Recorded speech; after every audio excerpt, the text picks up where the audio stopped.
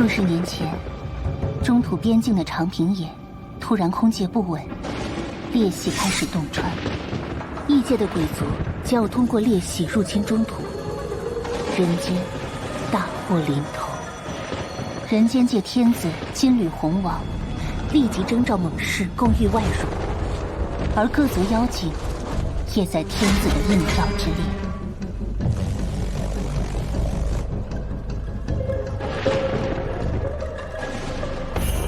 妖家5位至尊之首黑白大圣联络了其他4位大圣，集结30万妖精大军，共赴长平野，协力同心与鬼族决战。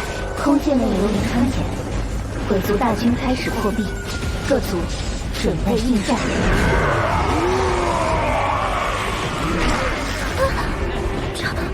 这些鬼族，黑白，怎么和说的不一样？这次破壁的鬼族不是普通的小妖，哼，来的都是异界深处的鬼族。人界的援军还没到，我们妖精与人都是中土之民，本当共赴荣辱。即使人类不及赶来，我辈也当以死护境。妖精们，沸腾你们的骨血吧！敌人的脏器，祭奠我们生存的土地。所有人，战！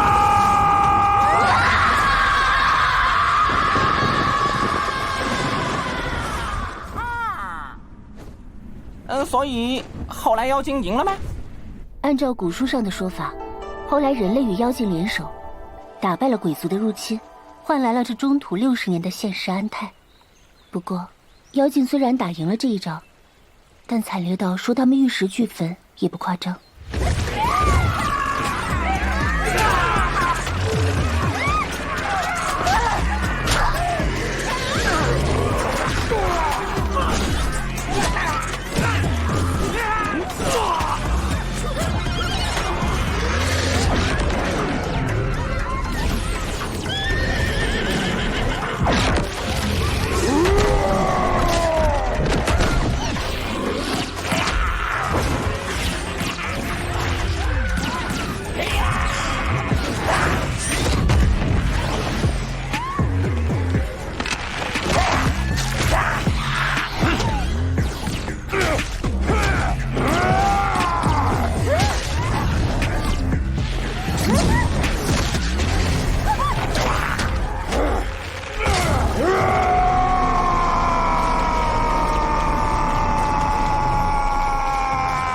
5位大圣战死3个，重伤2个，30万妖勇至于700残甲。可赢，就是赢了。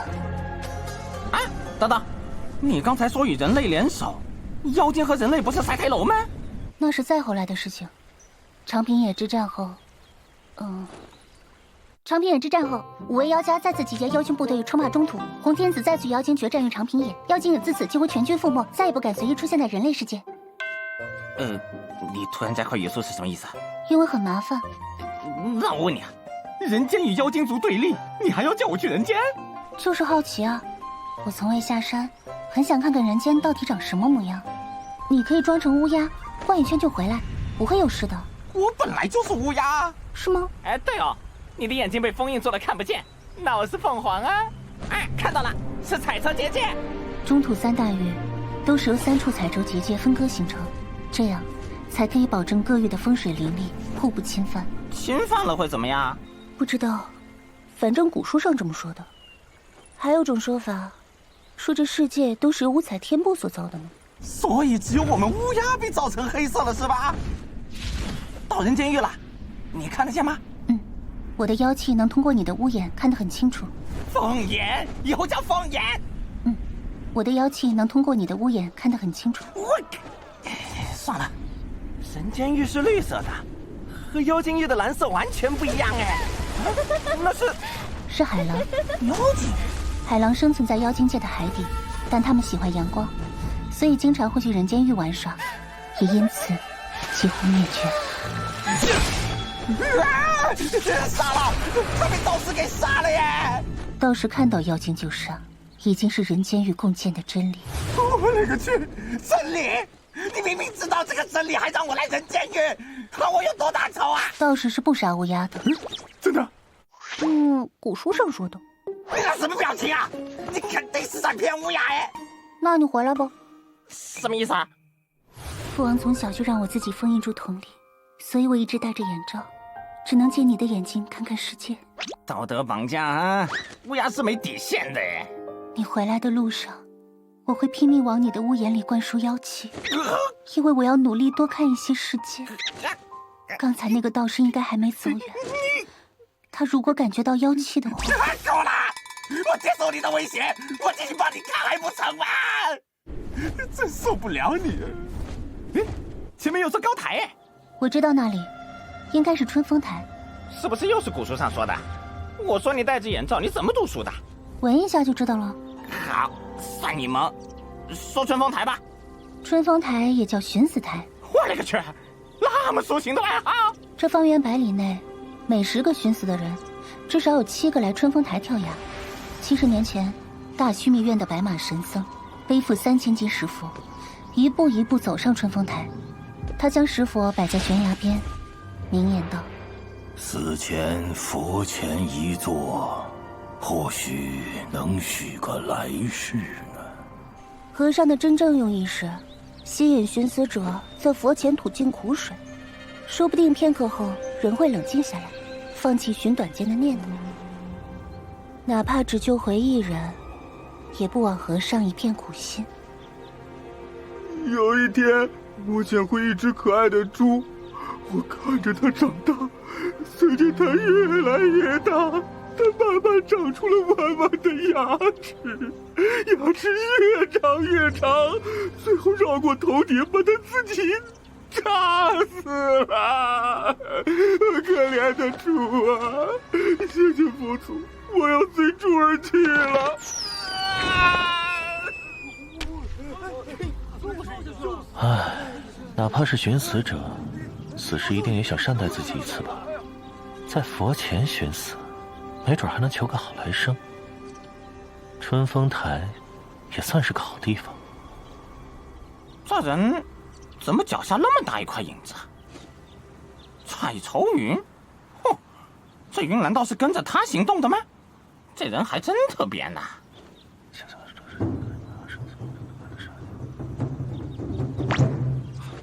干嘛那么紧张？事情就是这样，他已经回来了，你想要活命，只能杀了他。有我相助，他死你活，答应了吗？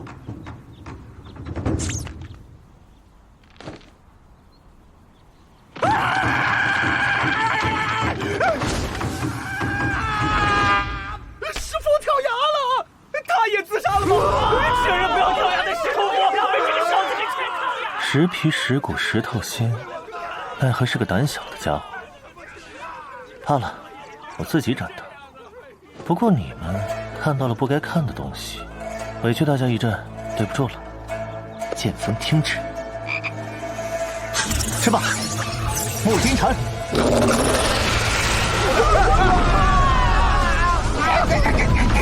这么大的心灵搞什么呀？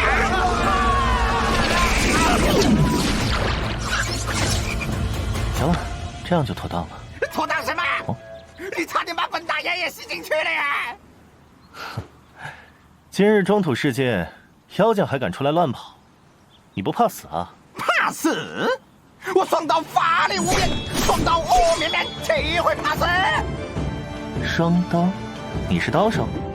非也，双刀那是我家主人所起的称号。你整天刀逼刀刀逼刀，别的本事没有，方言倒是什么都会说。我看你还是叫双刀雾绵绵吧。所以我就把名字改成双刀雾绵绵，以显我万国语言天赋啊！行行，好有记忆点的名字。不过法力无边的雾绵绵，我劝你还是快躲一下吧，你的麻烦来了。啊！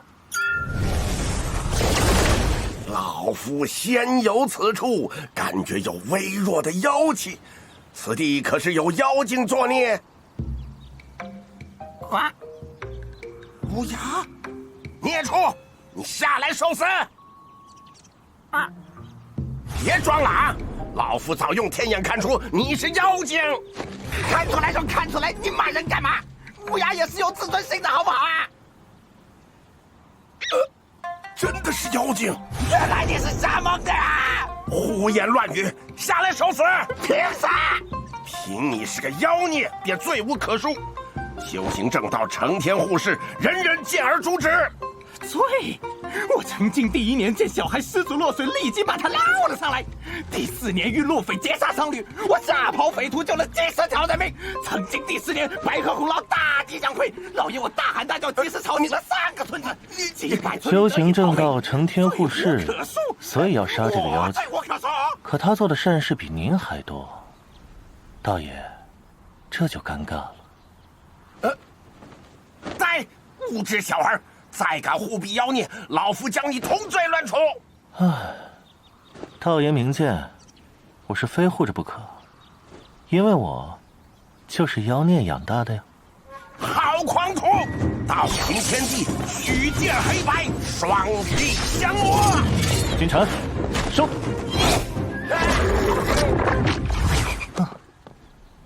啊，他帮了我？你是谁？林美明啊！女子声音，传音吗？我啊，叫李熊猫。你头上那个彩云，你的？出门在外带片云彩防身，家伙事儿也都放云里了。你说自己是妖精养大的，什么妖精？香菇。我不管你是什么熊猫，李熊猫。老爷我成精这么久，从来没有见过香菇成精的。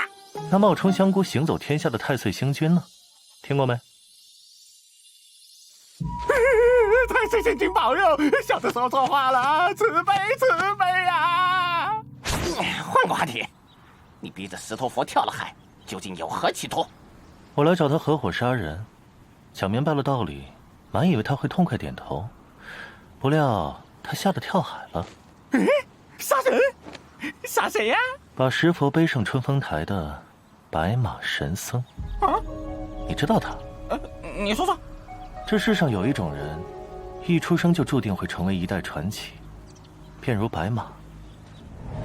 白马出生之时，长江水面无端开出百里白莲。他6岁入佛门，20岁出山入世，结缘十方众生，积攒无量功德。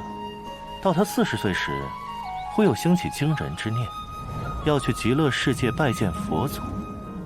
自此，他一走60年，杳无音信，所以也就没人能想到，7天之前，白马回来了。难道？不错，他回来的第一件事，就是来这座春风台杀一个人。所以你要杀的人是？这不来了吗？白马神僧。阿弥陀佛。这胖子的法力太可怕了！你赶快搞定他，干掉他！你要杀我？是我心境不够圆满，被你察觉到了杀意。老衲上来前偷听到了你们说话。那看呢？看是看不出来的。明知你要杀我，却仍看不到一丝杀意。你的确有资格杀我。我本想遁藏在石头佛像的影子里，等你来杀他的时候，出其不意给你一下。没想到石佛胆子太小，我刚把想法说完，他就跳海逃走了。你还会遁形秘法？好家伙，幸亏石头佛像胆子小，要不我麻烦大了。你不知道，石佛最早是一头石牛，后来被我改刻成佛像背过来，所以他胆子小。难怪了。那么，我开始了。好歹容我问个为什么。成，那就再聊几句。史书上说，妖精的毁灭是因为长平野之战后，妖家大圣联袂传令，欲杀尽人类，称霸中。这跟白马有什么关系？人族举全国兵甲与妖精决战于长平野，妖精全军覆没，自此奠定人间人主的大好格局。史书上是这么说的，可史书上没说，60年前长平野之战前，洪天子征召各族猛士共御外辱，妖精也在天子的应召之列。史书上没说，中土的妖精一贯散漫，只喜欢闭门玩耍，鬼族只要不上门招惹，妖精才懒得理会。人间的皇帝根本使唤不动他们。但这妖家5位至尊之首黑白大圣，最终到底还是被他的一位人间好友给说动了，这才联络了其他4位大圣，集结了30万妖精大军。史书上没说，妖族和朝廷议定几路大军共赴长平野，不料妖族抵达长平野时不见有军，妖精们只得独自面对铺天盖地的鬼族。史书上没说，此战之后，残存的妖精根本没来得及为战死的同伴哭一场，他们身后就响起了震天的战鼓。是人类，人类的军队，人间，人类来了！啊，他们终于还是来了。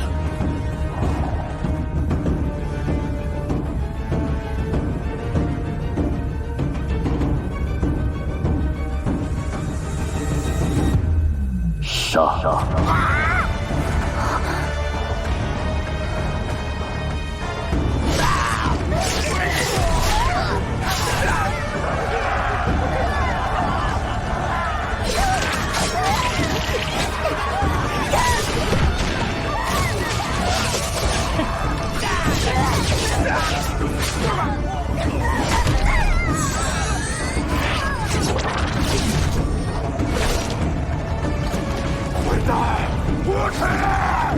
无耻的人类，无耻啊！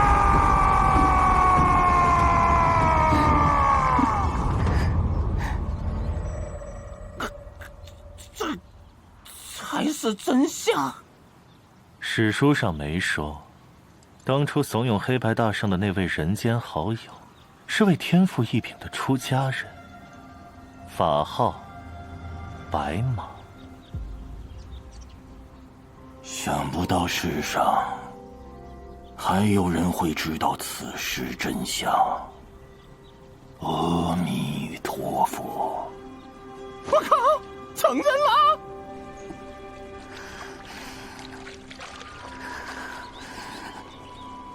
黑白大圣与我亦师亦友，当初我做梦都想不到事情会变成这样。人啊，怎么可以如此无耻？所以我才决意西游，非得求来心经宝典，方能普渡人间。我不关心这些。你不是为此复仇？我又不是妖精，既不认识黑白大圣，和那些遇害妖精也素未谋面，没有交情。没有交情，自然不关心。我只是受香菇大恩，忠香菇所托，一码归一码。如此，那动手前我还有最后心事，一定要办妥。行。石头，归来！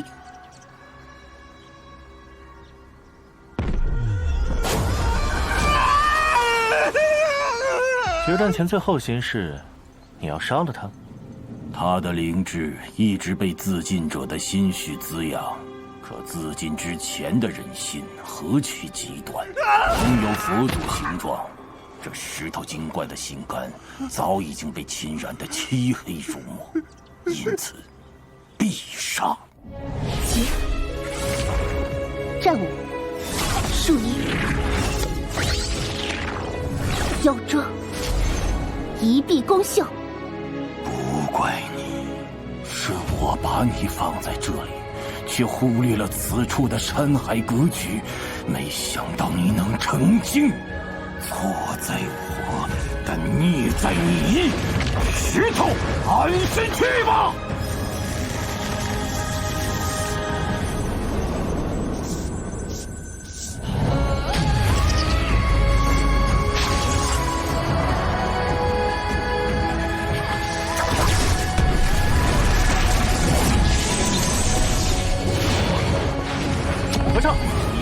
吧！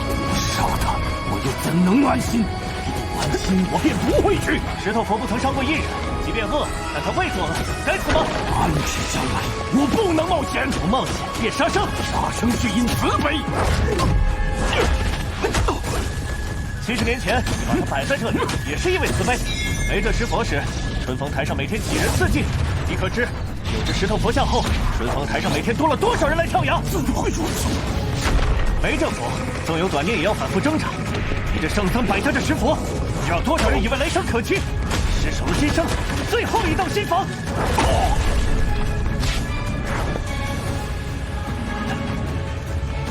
金刚不坏身，还挺麻烦。此事非老衲本意。非你本意，是你所为。他罪孽，你慈悲，但你这慈悲比他的罪孽更该死。该死，就死吧。机会，赤灵换甲，红装纳世，洗溃。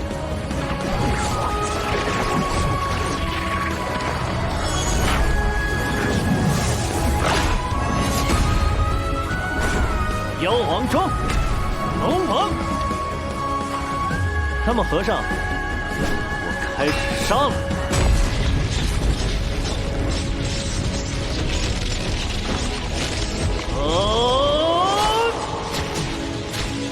60年前妖精灭族，我是被骗的。不管无心还是故意，错了就是错了。你要知道，你的慈悲害死了多少人！白马，既是你的请求，我们妖精狱一定做。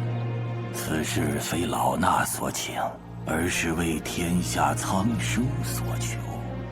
我黑白无所谓天下如何，只为老友你一言所托。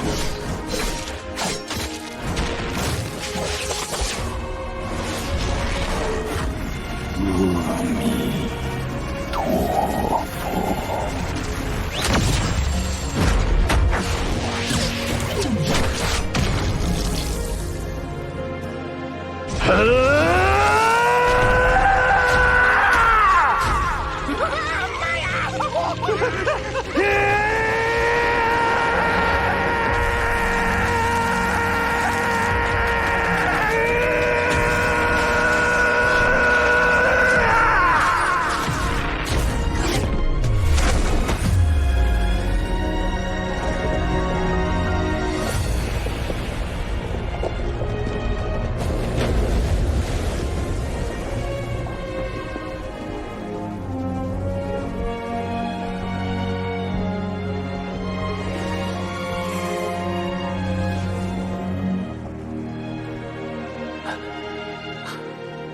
厉害了，这样都不死？死了，死了，死定了。就是修为的年头多一些，苟延残喘的时间长一点而已。我知道你是受骗的，但错了就是错了，要受罚的。我是第一个吗？对。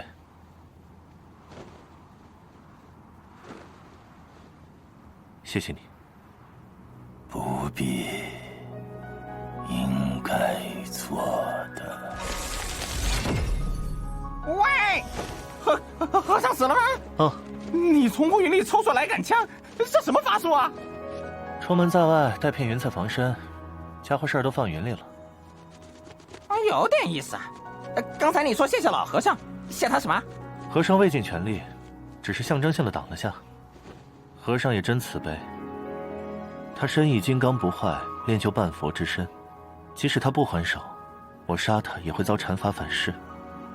想来他见有人来为妖族寻仇时，就已报了赎罪之信。那他全力抵抗，后果会怎么样？一样会死，但我会伤得更重些。那你现在小伤。哦，那好。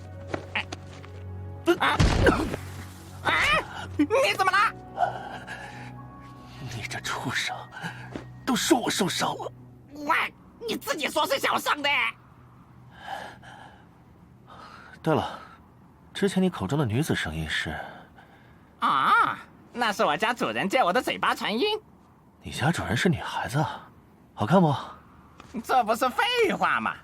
我家主人乃一山之主，望月真灵，有贤神仙。啊，你做咩啊？你杀了白马神僧，所以说呀，你救我！我要可怜，可怜！不行啊，你胆子太小，跟不了我。我胆子可大了。啊？你胆子有多大？你杀人犯，我还敢跟着你一起走？你看我胆子得多大？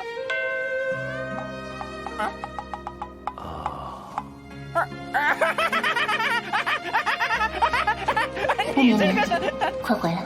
啊？行吧。然后我说，主人传我，李熊猫、笨石头，咱们有缘再见喽。等等，啊，这个，帮我丢到附近的村子里去。这是你刚刚吸人的木蛤蟆，里面的人没死，1个时辰后，木蛤蟆就会破开，里面的人自然无碍。哦，行，那我走了，拜拜。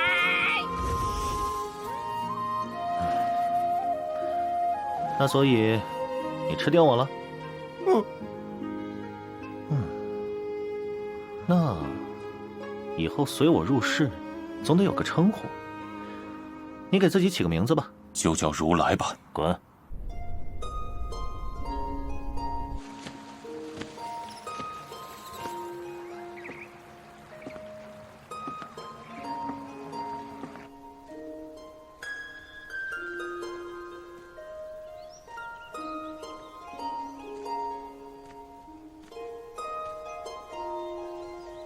父王，清凉要出山了。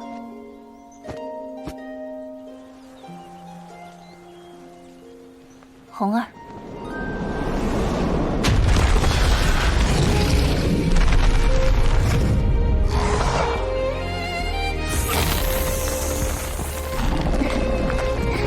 好啦，我要出山去了。好姑娘，可愿与我同行？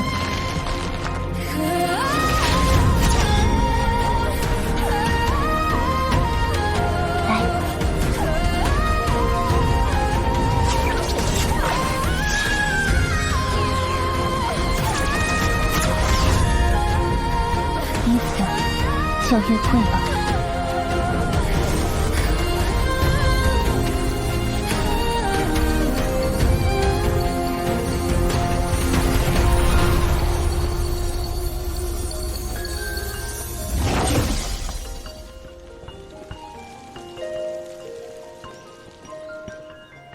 清凉，走了。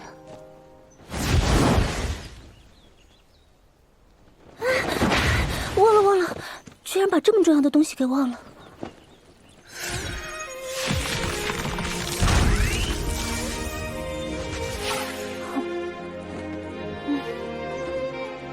好了，那父王，清凉真的走了。报！圣僧白马被长枪坠地，惨死春风台。什么？白马居然？消息可靠吗？千真万确。报！圣僧白马惨死，死于何人之手？不知，只知道龙枪穿身而过，殒命春风台。什么？白马居然？自作孽呀！神僧白马居然被人杀了，何人能有如此法力？不清楚，修行道各宗门正纷纷赶往春风台一探究竟。如此大事，朝廷应该也会插手。谁负责此案？是昆仑场还是桃花卫？是。撤！世子殿下，到春风台了，但周围皆是前来一探究竟的修行中人。起武灵色，讲花信。武灵走风，妖财染云，起信。啊，那是花信，他们来了。桃花位，果然朝廷也插手了。此处桃花位办案，闲人回避。破春风，刺白马，好厉害的一家！世子可见端倪？麻烦了，这是妖精族5大妖王之一的龙王本命法器——龙王枪。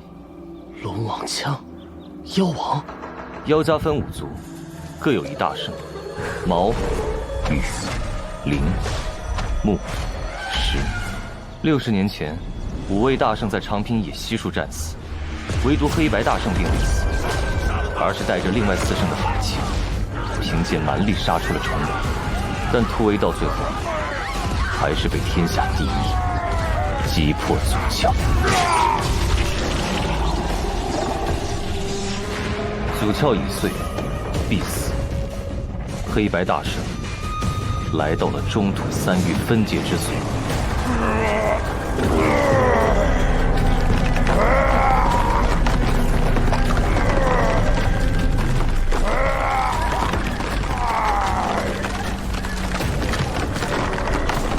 黑白大圣垂死，用最后的法力以身化山，立于3域中心。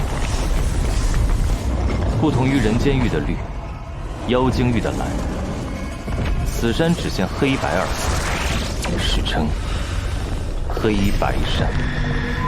从黑白山落成那天起，就被古怪禁制笼罩。此山血进不血出，任你再大的本领，进了山也别想再离开。如此一来，倒是给那些人间恶徒提供了一个庇护之地。如恶人所愿，无论正道修士，还是朝廷差役，追到黑白山界就会指明此地有去无回，犯不着再把自己搭进去。由此，60年间，数不清多少人间祸害逃进了黑白山，中土世界的罪恶地、邪魔地，非黑白山莫属。这黑白山与白马被刺有何关系？因为龙王枪本应被黑白大圣带入了黑白山，永不能出山的龙王枪再现中土。春风台，白马僧，龙王枪，这行凶者摆明了是在示威中土。我从黑白山中来。不是说无人能出黑白山吗？所以啊，这案子通天了。世子，如此大案，我建议还是禀明王爷，集结所有桃花卫精锐，一起追凶方可。不错，此案非同小可。见过世子殿下。白隼，有何要事？近几日，北行道上突然凶案频发，短短几天就有4处修行道被人灭门。哪4门？善果道、苍云宗，据说被一条红蛇所屠。而红蛇的主人，据说是一位长着鹿角的女子。九侠派被个手持短刀的蓝衣女子于2刻内灭门。白灵潭的造化门，则被此2人联手杀尽。另外有迹象表明，凶手是妖精族人。麻烦是总是一起出现。北行道下一处宗门应该在天门县。白隼，你先去天门县，撤走县内宗门所有人，然后集结附近桃花卫，包围天门县城，等待2女入城，一举诛杀。陶威、陶心，你2人先回王府，把龙王枪的事情禀明驸马，我随后便到。是。那天在春风台上见过你的人不少，我们会不会被通缉啊？不会，我用了小无相走隐心经，除非我愿意，没人能记得我的长相。小无相走隐心经，什么法术啊？无相娘娘传授我的。我出山那天起便持此心咒，小无相走隐1重楼，过目而望。出山？你从哪里来的？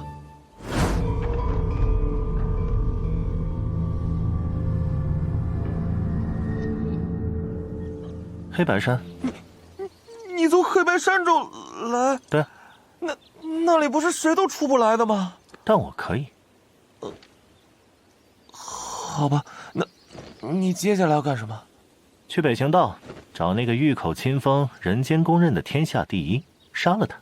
你能杀天下第一？当然。原来你那么厉害。你以为？我有点事儿，你先回避一下。变。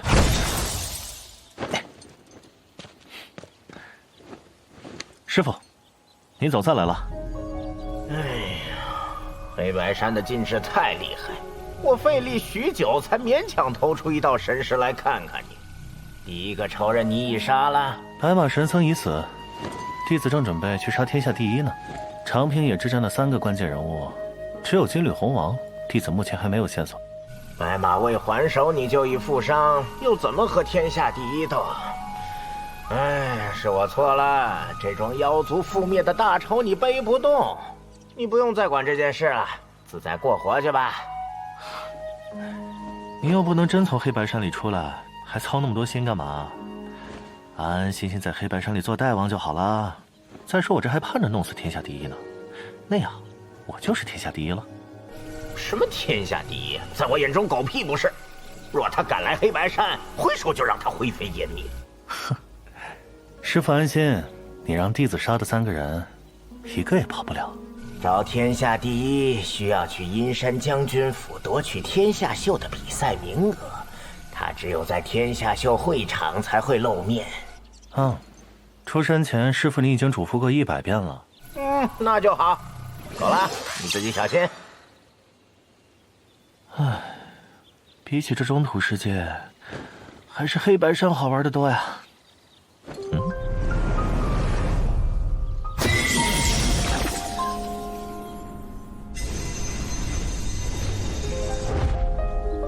哼，大白天的邪彩飞天，太招摇了吧？不关我事，上路。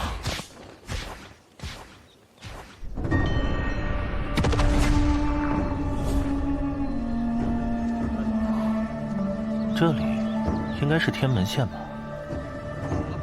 哦，妖精！喂喂，大白天的2个妖精在人间狱到处乱逛，哼，看看他们要干嘛。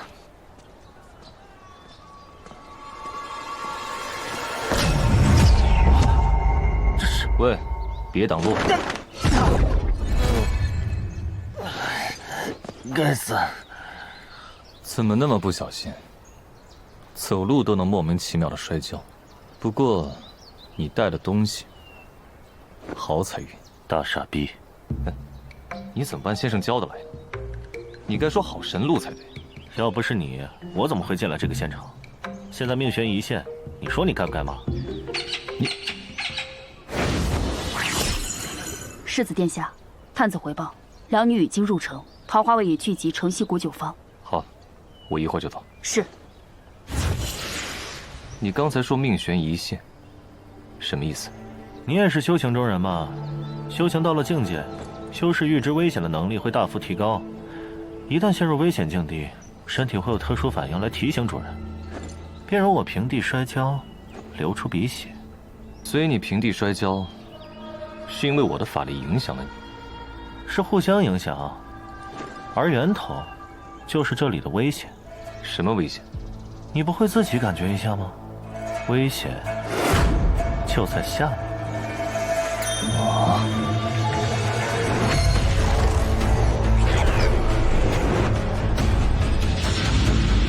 感觉到了吗？这城下藏有凶猛大阵，阵法已在行运中，只是阵中杀劫尚未发动。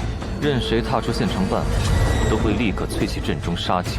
所以现在谁都没机会走了，想活命就得破了这阵。此阵有进无出，有死无生，始作俑者不在此地。是啊，多亏你，我现在必须去查出阵眼，救自己的命。我可以帮忙？不需要，你不是我欣赏的类型。守住此门，不要让任何人踏出天门县半步。破阵必须先找到阵虚，阵虚的源头就是阵眼，但阵内到处都是阵虚，根本看不出哪根是真的。那2个妖精帮大忙了。喂，帮个忙吧。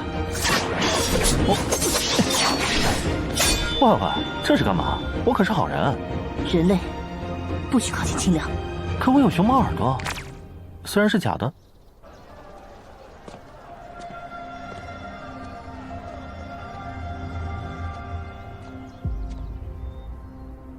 有人施法，泯晕了所有桃花位，谁干的？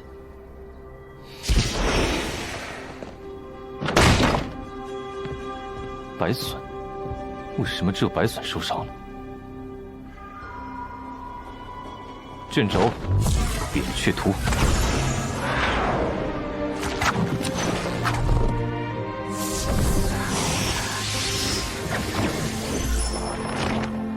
扁鹊图能很快治疗你的伤势。如今桃花位聚集，这天门妖阵，我一个人却是绝对无法攻破。但或许他……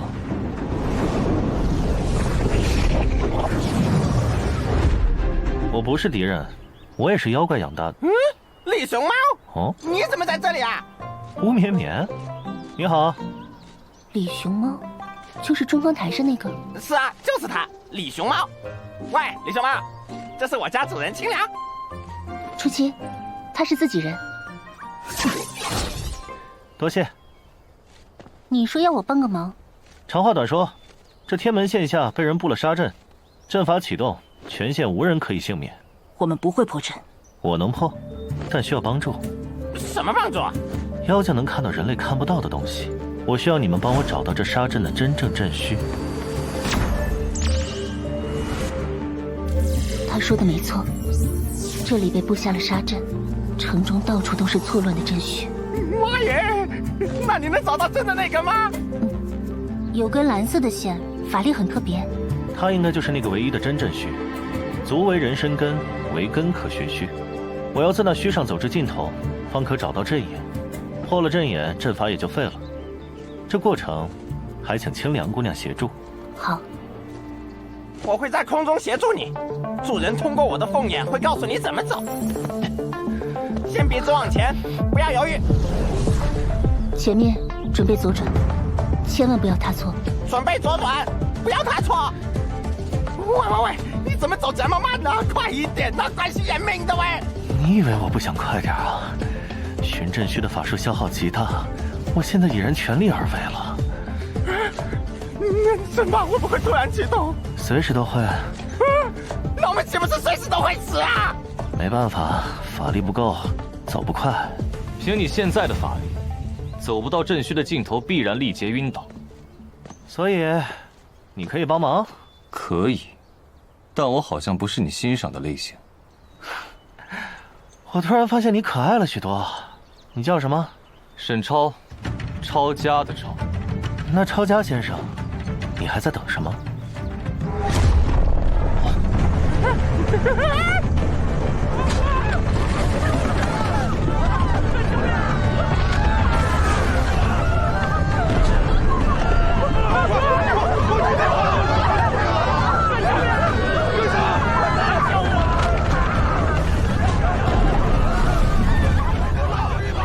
不是吧？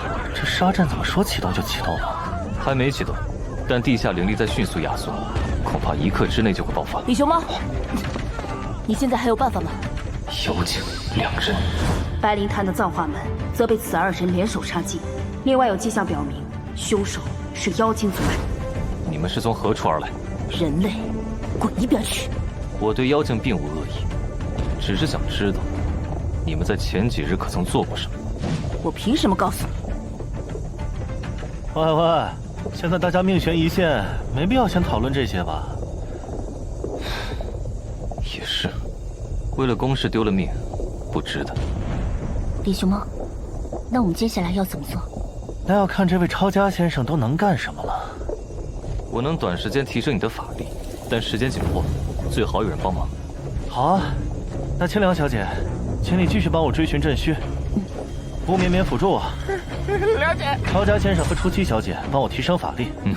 阵中有祭坛，用那个效果更好。月轴，来。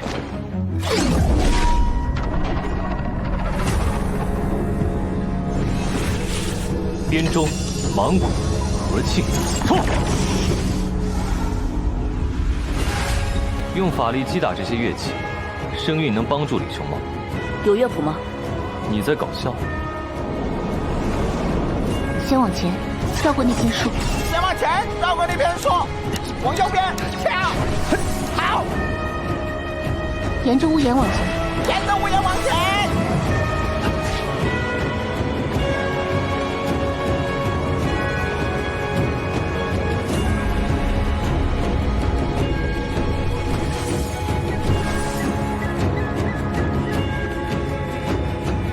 小心前面有分叉！小心前面有分叉！笔直往前，快到了！笔直往前，快到啦！到了，就在前面。笔直往前，快到了！笔直往前，快到啦！到了，就在前面。正虚的源头就在这屋子里面。累死我了！还等什么？进去啊！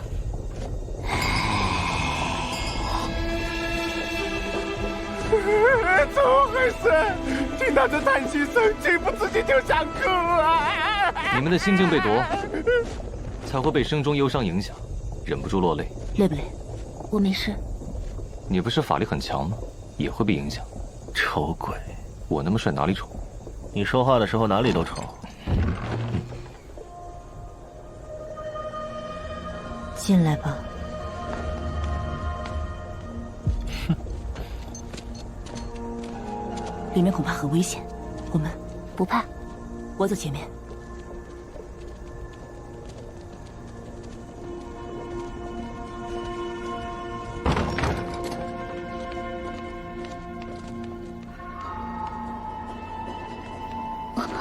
我看到了，镇虚都牵在他身上，阵眼就是这位老爷子。摧毁阵眼，阵法不攻自破。杀人不好，我听得出老爷子劲气少，出气多，就快不行了。我们可以等等。等不及，谁也别想动他。喂，别出手啊！混蛋，我来帮忙。让我过去，你确实太了。拖着他，我把这老头丢出天门阵。三门空剑。姐姐，初期被抓走了。没事，我看着婆婆没想杀人，只是困住他们而已。那我们先解决阵眼。不行，气机联动，那婆婆随时能从结界中返回。况且阵法大有蹊跷，我看这老头也动不得。那初期和丑鬼怎么办？我能破这结界，就是需要点时间。唉，好麻烦啊。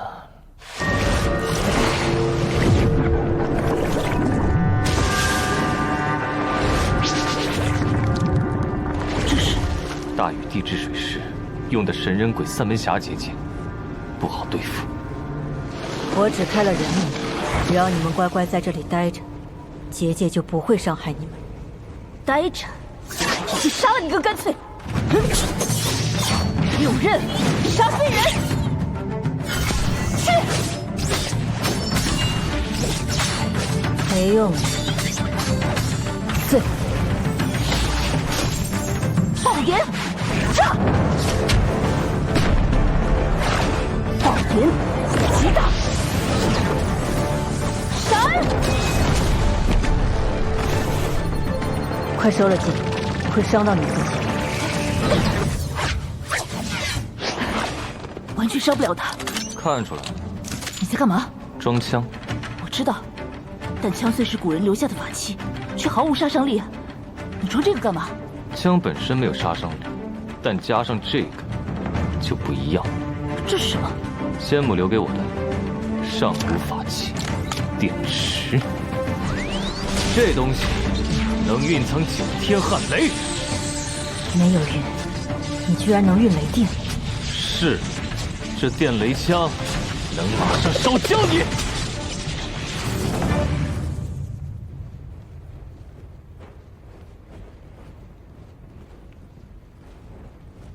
我觉得枪应该不是这么用的。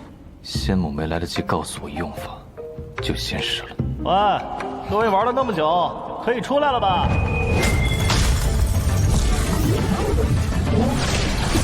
初期，我没精神。你们知道要破这结界多累人吗？丑鬼！你有空破结界，为何不把这镇眼老头丢出天门阵？你不懂，老人活着，阵法行运；老人气绝，杀劫发动，大家都得跟着死。啊！这个阵是老头子自己布置的吗？他简直……县城下原来就有被废弃的上古阵法，被人重新布置、发动。他只是个凡人，连阵眼被连接在自己身上都不知道。啊？为什么？因为布阵之人知道，他临终之时，我一定会来见他。那你为什么一直护着他？你们到底是什么关系？我是他的娘，他是我的儿。我儿命苦啊，我只是希望他在最后一刻身边有娘。他7岁那年我便死了，等我再从棺材里醒来，却已是人不人鬼不鬼，只能远远守着他，50年不敢相认。原来如此，你是尸煞，怪不得出手那么狠。而且是最高品级的1品尸煞，旱魃。不错，机缘巧合之下，我被天地煞气转化为旱魃，从此不得接近活人。旱魃不死不灭，对于追求长生不老的人来说，实在有着太重要的研究价值。但想要抓住一只旱魃，怕是比长生不老还要更困难些。可旱魃有个万分牵挂的儿子，天门县城下又有个无比强大的太古杀阵，所以有人算准儿郎弥留时，娘亲一定会来送这最后一程。于不知不觉中将儿子变成阵眼，只待老人将死之际，阵法开始运行。无论是谁，只要离开现场，阵中杀劫立刻爆发。旱魃永远不会死，但他仍然会被法阵巨大的力量压制。待阵法过后，再过来把脱离的旱魃捡走。至于陪葬一座小县城，很值得。抓住旱魃了。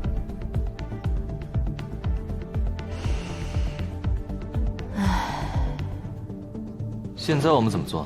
给老汉续命？我没这个本事，朕需深入老汉灵台，除非阵眼自觉自愿地走出天门县，而且还不能有法术干涉，否则杀劫照样发动。我来吧。啊，你有办法？所以丑鬼，你欠我2条命。为什么你也叫我丑鬼？给。这是不许靠近！这丹药拥有如此澎湃的生命力，必能救我儿子。给我！我说过，不许再往前。没事，这本就是给他的。来。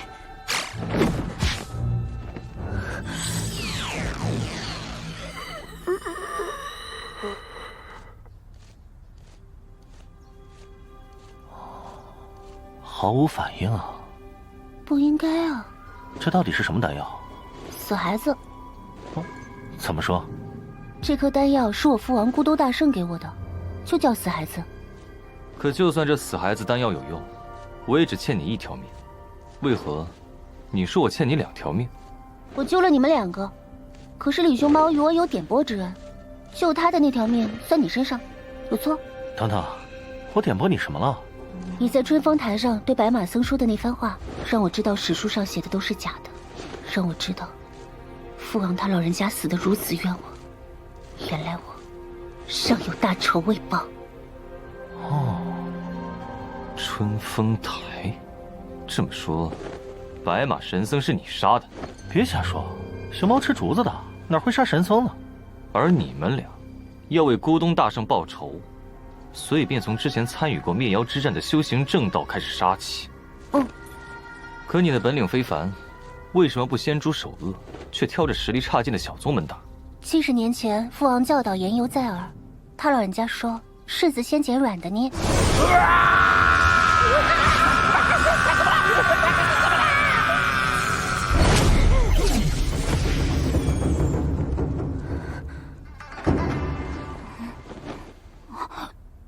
娘，这是要领，不可逃了。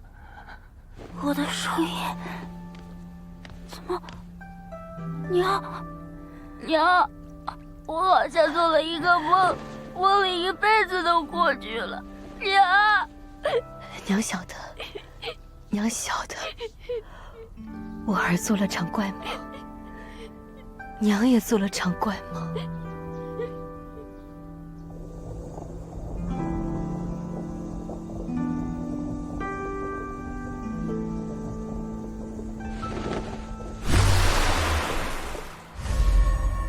唉，可算是能自己走出阵了。不过他现在也不算人了吧？吴绵绵，你先回妖精界吧。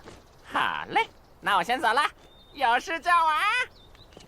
请留步，我有一事相询。城中古酒坊，我桃花卫分舵为何被害？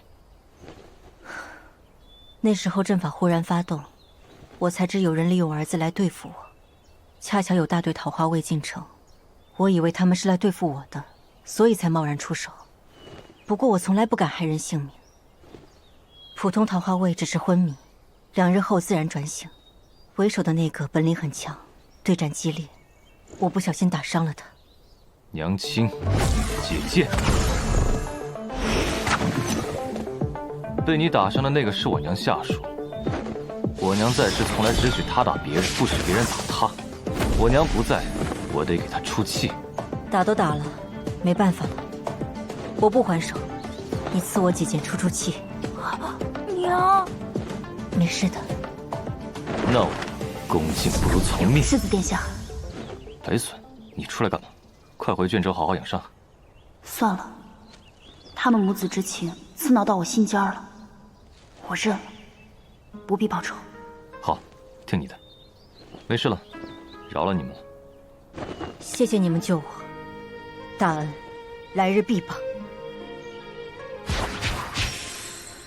丑鬼，还好你没砍的汉魃，不然光反噬就够你受的。你又捡了条命哦。事情办完了，我也该抓你们。凭什么抓我？我这么可爱。抓个试试，信不信我把你腌制泡菜卖个包子？你这是找死！你打不过我们的，我劝你还是算了。也是，为公事挨揍不值得。走了，下次见面，我摇人抓你。就这么走了？督主10几年的心血要抓汉魃，眼看大功告成，就这样被你们3个娃娃给糟蹋了。要是让你们拍拍屁股走了，我回昆仑场又该怎么交代？督主，昆仑场。我本来还说要查查天门县这案子，看哪个胆大包天的敢害满城性命。现在你不打自招了呀！世子殿下，你还不晓得自己闯了多大的祸呀！我倒是好奇，就凭你们3个娃娃，究竟是怎么救的汉魃？装神弄鬼的玩意儿！任务：要抓。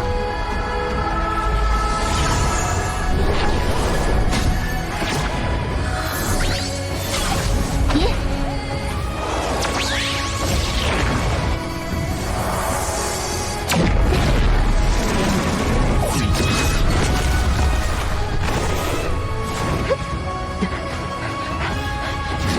跑不了的。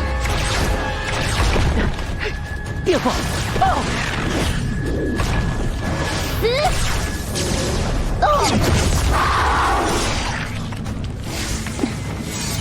我真帅，夸奖我。你最帅。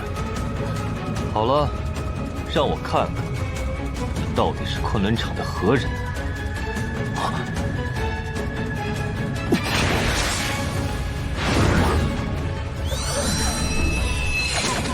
来，大圣迎迟，春来剑。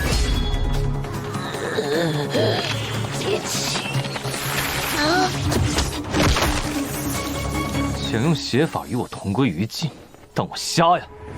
别当你看，元福好大了气可！